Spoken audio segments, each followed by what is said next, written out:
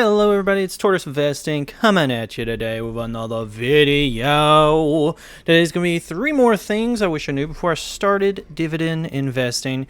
If you haven't seen my first episode, you can go ahead and check it out there. I go over watching out for yield traps, doing proper research on things, and not getting discouraged when a stock price goes down on something that you like a lot. Today we are going to be going over 3 more things, as I stated.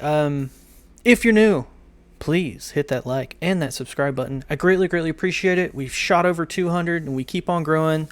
That's awesome. I want to keep marching to 1,000, 10,000, 100,000 and just keep this thing rolling. Join me on my dividend investment journey. And comment down below. Comments help the videos so much. Just say hi. It can be anything. You have any questions, let me know.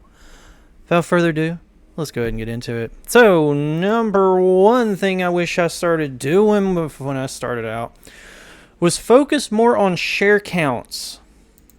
Focus more on getting this thing up and not so much on like this. Focus more on accumulating shares than positions. Like, I don't mean to talk bad about anyone, but I see some people got $2,000 total invested in their portfolio, and they got 40 holdings. They got like $50 and everything. I don't think that that's necessarily the best way. No, this is financial advice. Just personally, I think it's more rewarding, and your brain likes to see the share count go higher. I think that that's more motivating for you, and when you build onto a position and you do get a dividend from it, because you have more shares, you're going to get a higher dividend, and the higher dividend payments is more rewarding in your brain. A lot of dividend investing is just psychological warfare of your own self and being able to go through red days and not go crazy. But definitely concentrate on accumulating shares more than just a bunch of positions. Just, again, none of this financial advice. Educational and entertainment purposes. Number 2, whenever you first start out, it is not a terrible idea to look into ETFs. If you're fresh off the lot, you are just going to start out with $100. There is nothing wrong with investing in ETFs starting out.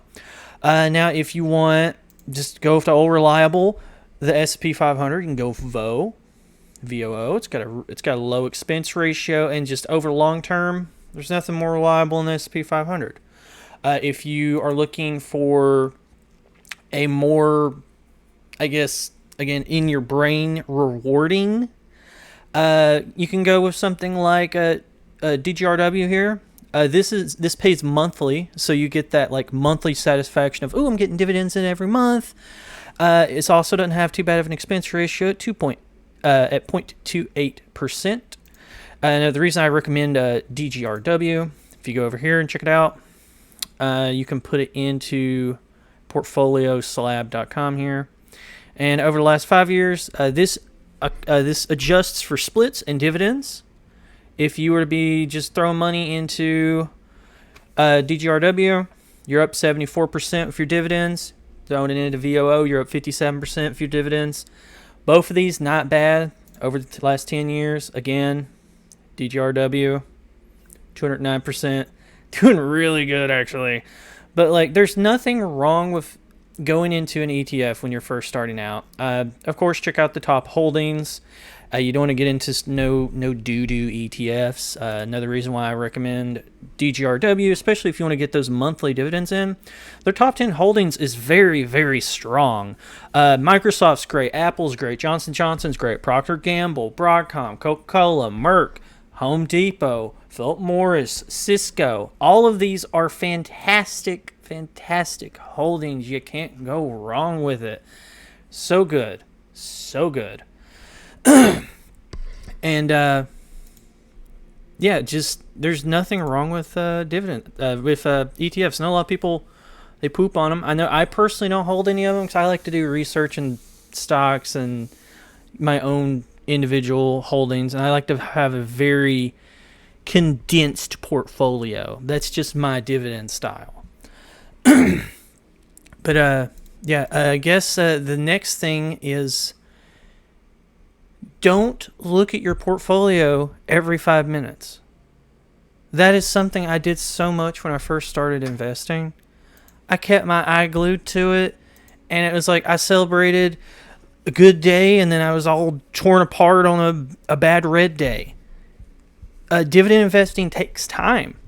You got to let it sit. You got to let your share count go up. You got to accumulate at the proper price points.